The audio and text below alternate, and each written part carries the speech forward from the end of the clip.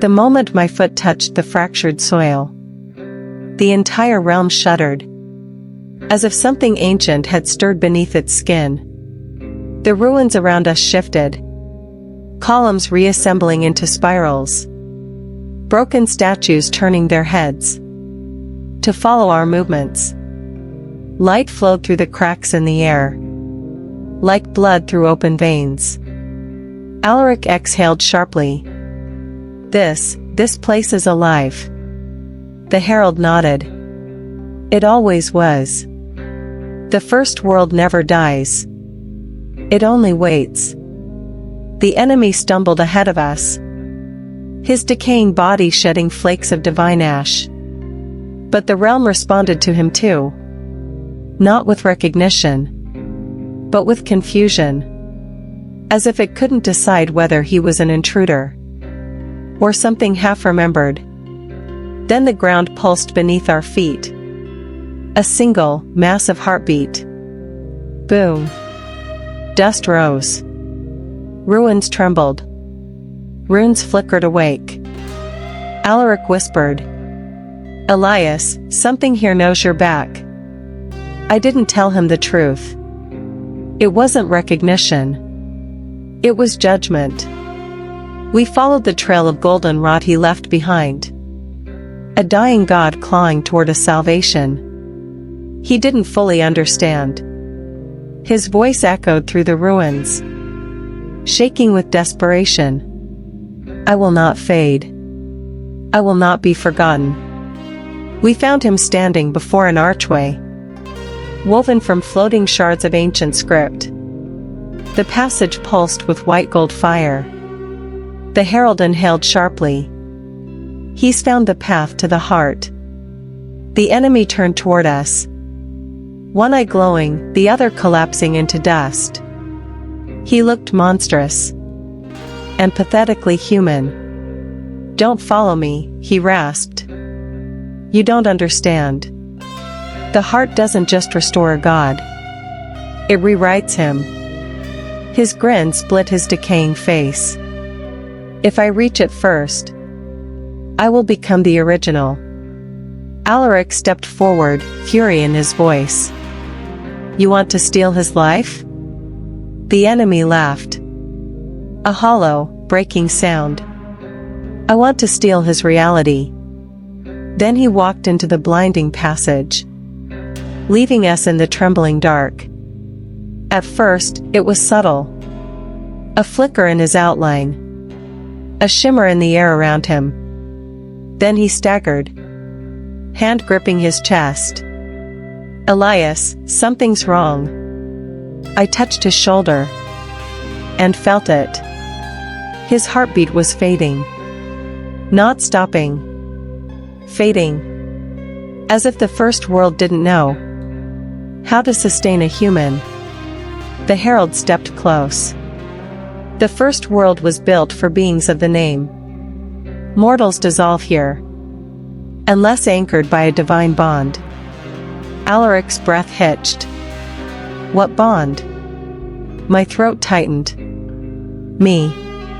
He needed me. Just to exist in this place. I gripped his hand, letting the remnants of the name flow through my touch. His body steadied, but only slightly. "Don't let go," he whispered, voice trembling. I met his eyes. "I won't." But deep inside, a fear coiled around my ribs. If I lose control for even a heartbeat, the first world would take him. As payment. The path twisted, like a serpent made of memory. As we walked, the walls dissolved into visions. Not illusions, but memories carved into the bones of the world. My memories. We passed a battlefield, where divine beings bowed before a throne of burning light. We passed a chamber, where a younger version of me etched the first syllable into existence. With shaking hands, we passed a mirror made of living fire. And in its reflection, I was not Elias. I was the sovereign. Cold. Immeasurable. Terrifying. Alaric's grip tightened around mine. That was you? No, I whispered. That was who I became. When I forgot I was ever human. The Herald lowered his gaze. You weren't always merciful. You weren't always, you.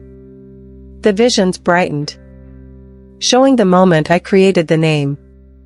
I watched myself kneel, bleeding light from my eyes, as the runes carved themselves into my throat. Alaric's voice cracked. You look like you were dying. I whispered. That's how the name works. Every syllable is a sacrifice. The enemy wasn't wrong. The name didn't crown a god. It rewrote one. And now it was rewriting me again. We reached a chamber of floating pillars, each carved with fragments of prophecy, left behind by the first scholars of the name. The Herald approached one of them. A broken column split down the middle. He traced the runes with trembling fingers. This is the line I never told you. I swallowed hard. Say it. His voice was barely audible. Only the God who is remembered will be allowed to remain. Alaric frowned. That doesn't sound like a death prophecy. No, the Herald whispered. It's worse. He turned to me. The name does not kill gods. It chooses which one exists in memory, and erases the other from all timelines. Alaric stiffened. You mean? Yes. The Herald's voice cracked. If the enemy reaches the heart first, the first world may decide. He was the original all along. A cold tremor ran through me. This wasn't a race for survival. It was a race for existence. We arrived at the edge of a colossal chamber. A place so vast. It felt like the universe had forgotten to give it boundaries. At its center floated the heart. A sphere of living script. Runic veins pulsing in rhythms older than stars. It didn't glow. It radiated. Like a sun made of commandments. The enemy stood before it. His rotting form illuminated in alternating flashes of gold and void. He raised a trembling hand toward the heart. I am ready, he whispered. Make me real. The heart responded. Not with welcome, but with a roar. A blast of light hurled him backward. His body hit the ground and cracked like ceramic. He screamed. Not in pain. In terror. Why? Why won't you accept me? The heart answered, with a whisper that filled the entire chamber. You are incomplete. The enemy shattered. Pieces of his form dissolving into dust. But he wasn't dead. Not yet. He crawled toward the heart again. Not begging. Defying. The chamber shook as the heart turned toward me. Runes spiraled, filling the air with unbearable heat. Alaric tightened his grip on my hand, as if bracing for an execution. The heart spoke again, and its voice sounded like my own, echoed through eternity. Neither of you are whole. The enemy hissed through fractured teeth. I am everything he discarded. And I whispered, am everything you fear. The heart pulsed violently. Runes circled both of us, weighing us, dissecting us, comparing our existence. Visions flooded the chamber. Me as the sovereign. Me as Elias. The enemy stealing the fragments I rejected. The shadow carrying the pieces I feared. A horrifying truth crystallized. We weren't separate beings. We were two halves of a single broken identity. The heart whispered, "Only one whole being may remain. Choose how you will be made whole." Alaric's breath caught. The enemy began to laugh. The heart's light intensified, pulling us closer. Not physically, but conceptually. Two halves of a divided soul, being forced into a decision. The enemy rose unsteadily, light pouring from the cracks in his body. "Merging with me will make you complete," he rasped. "You'll regain everything you lost. Memories, power, divinity." He stepped closer. "And discarding me means discarding the part of you that knows how to survive." Alaric grabbed my arm. "Don't listen to him." The Herald spoke quietly, with grief in his voice. "You cannot remain split forever. Choose quickly." The heart is losing patience. The heart pulsed again, harder this time, pulling the decision toward its final moment. Two paths unfolded. Merge with the enemy and reclaim the sovereign, but lose your humanity. Or reject him and become a lesser god, but remain yourself. The enemy extended a trembling hand. "Come, Elias. Let us become whole again." Alaric whispered, "You're already whole to me." The chamber shook violently. The heart demanded its answer. And the episode ends with my whisper, "I choose." The heart didn't wait for my choice. It judged the truth beneath it. The moment the words left my mouth, the heart reacted. Not to what I said, but to what I felt. The runes flared, casting shadows that weren't ours onto the shattered pillars. The enemy froze mid-breath, a crack splitting down the center of his chest, like a fault line breaking open.